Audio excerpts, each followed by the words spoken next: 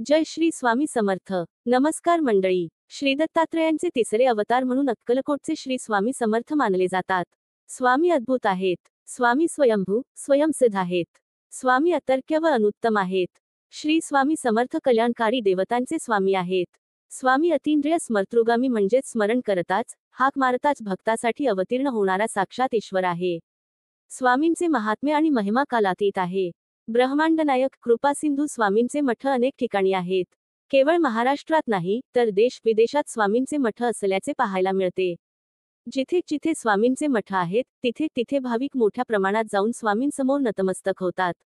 या मठात जाऊन स्वामींचे दर्शन घेणे, स्वामींच्या आरतीला उपस्थित राहणे, गुरुवारी विशेष करून स्वामींचे दर्शन, पूजन, नामस्मरण करणे असा अनेकांचा संकल्प असतो.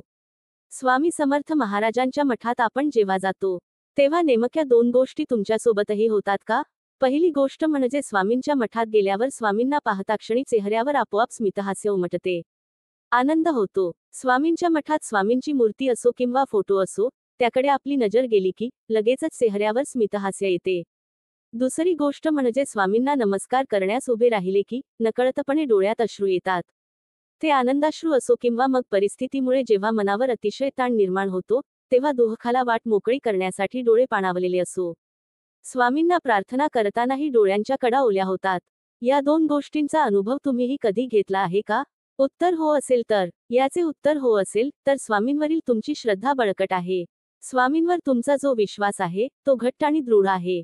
स्वामींची कृपा तुमच्यावर झाल्यामुळेच एक समाधानाचे, आनंदाचे अश्रू तरळतात, असे म्हटले जाते. कोणतीही सकारात्मक गोष्ट मनाला आनंद देत असते.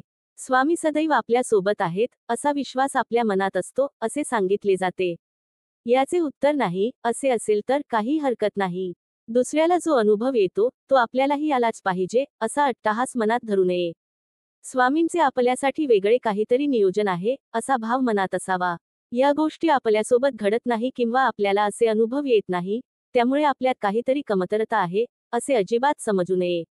असे अनुभव येत नाही, तर आपली स्वामी सेवा कमी पडते, असेही समजू नये.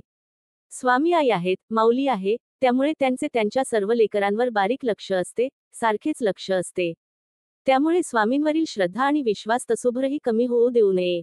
प्रत्येकाचे भावविश्व, मानसिकता, सभोवतालचे वातावरण, ज्या वेळेस स्वामींच्या मठात जातो, तेव्हाची परिस्थिती, सगळेच वेगवेगळे असते.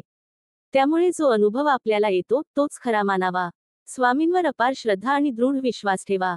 स्वामी आपल्यावर कधी कृपा करतील, हेही कोणी सांगू शकत नाही. भिऊ नकोस, मी तुझ्या पाठीशी आहे, हे स्वामींचे कालातीत अभयवचन असून, अशक्यही शक्य करतील स्वामी ही भाविकांची अतूट श्रद्धा आहे. श्री स्वामी समर्थ. अशाच नवनवीन माहितीसाठी चॅनलला सबस्क्राईब करा. धन्यवाद.